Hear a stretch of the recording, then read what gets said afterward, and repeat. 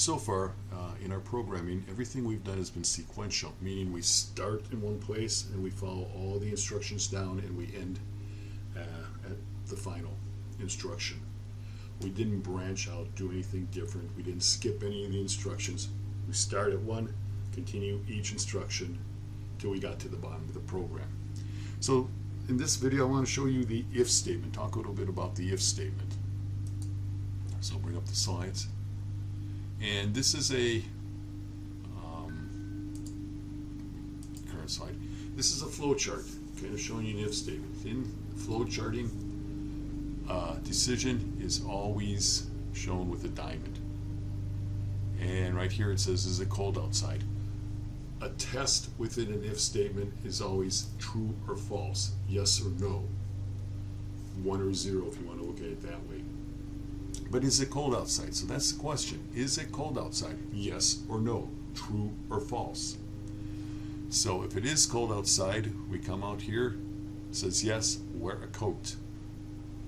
And then we kind of come back. And so if it's not cold outside, we would not do the wear the coat. We would just continue forward down, or continue downward. We can't take both sides of the question. It's either one way or the other. If it's cold outside, we wear a coat. If it's not cold outside, this would be the no branch. We would not wear a coat. And the if statement looks like this. If, and it says cold outside, wear a coat, semicolon. Notice there's no semicolon after the if statement, because in Java, that's not considered a complete, well, I'll say a complete instruction. The whole instruction is if cold outside, wear coat, semicolon. So there is no semicolon after the if statement. And the test, the true-false test, is always within parentheses. So whatever test you want to do is within the parenthesis. Now if I want to do more than one thing, say for example, if it's cold outside, wear a coat, wear a hat, wear gloves, I would have to put them within curly braces.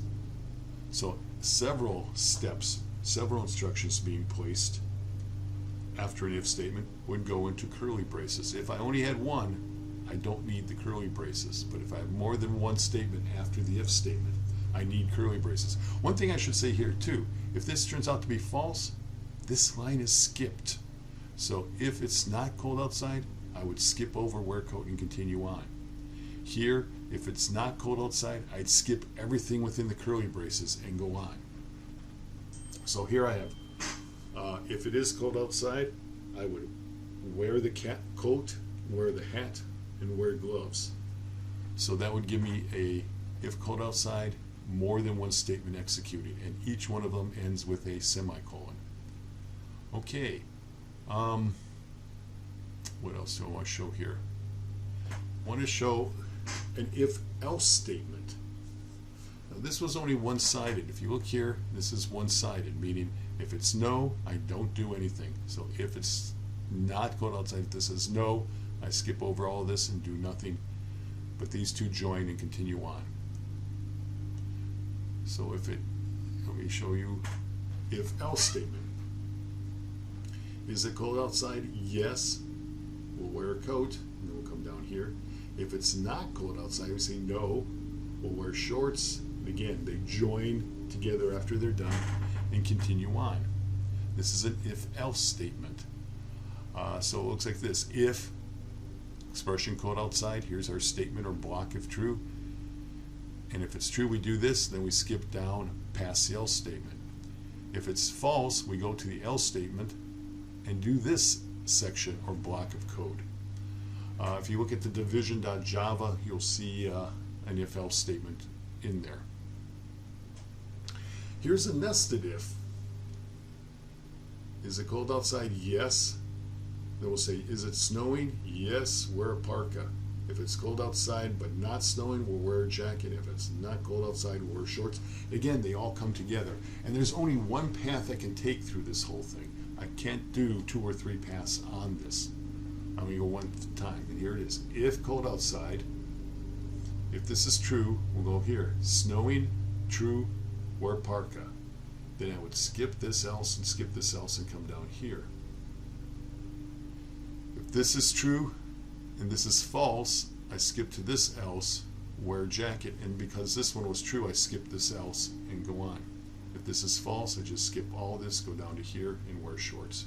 So that's the nested if statement.